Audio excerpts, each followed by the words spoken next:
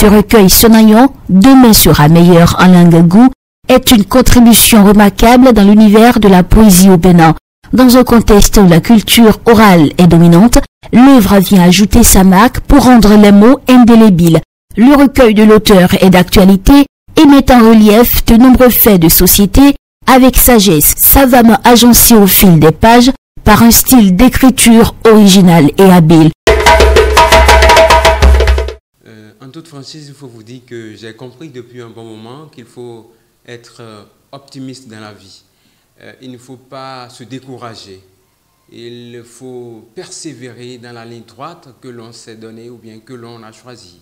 C'est pour cela que j'ai dit, pour mon premier recueil de poèmes, cela va s'appeler Sonayon. Traduction littérale, en français, ça veut dire « demain sera meilleur ». Sonayon, c'est en goun. La langue goun fait partie de l'une des langues du Bénin profond, du Bénin, j'allais dire. Ce recueil de poèmes contient 33 tests. 33 tests bien structurés, j'allais dire. Et 33 tests, pour moi, c'était un hasard. Mais au finish, j'ai compris que ce n'est pas un hasard. Le chiffre 33 a une signification dans la spiritualité. Et sa signification, la signification, c'est la constance spirituelle. Pour un poète, un débutant en poésie, le premier thème que l'on développe souvent, c'est l'amour. L'amour, à part ça, j'ai la paix, j'ai les droits de l'homme, j'ai l'immigration, j'ai la solidarité, j'ai le pardon, ainsi de suite, etc. Et bon, je ne vais pas tout de suite dire que les Africains n'aiment pas lire. Et ça dépend de comment vous leur apportez ce que vous leur avez produit. Vous voyez, ma maison d'édition, elle travaille déjà en France. Et moi, je me dis, il faut que je me lance aussi ici, en attendant que les œuvres ne viennent. Et dès que les œuvres seront là, il y aura des séances de lecture et d'explication. Bon, ce qui m'a poussé à aller vers l'écriture, franchement, je ne saurais le dire. J'étais tout le temps enfermé que je suis allé vers l'écriture, puisqu'il fallait dialoguer avec moi seul. Et voilà que cela ne se fait pas souvent. Quand vous commencez, on vous traite de malade mental ou bien, bon, vous comprenez. Donc, c'est ce qui m'a amené vers l'écriture, monsieur le journaliste.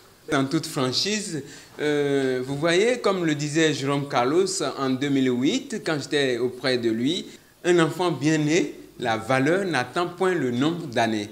Je pense que c'est ce qui me pousse à écrire aujourd'hui. Et je pense qu'il y a eu d'autres mots en dehors de ça qui poussent ma curiosité à écrire.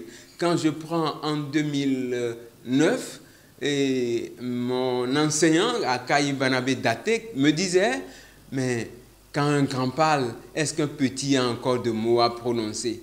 Donc je me dis, si ceux-là parlent, si ces grands hommes de la littérature béninoise parlent de cette façon-là, mais pourquoi ne pas écrire?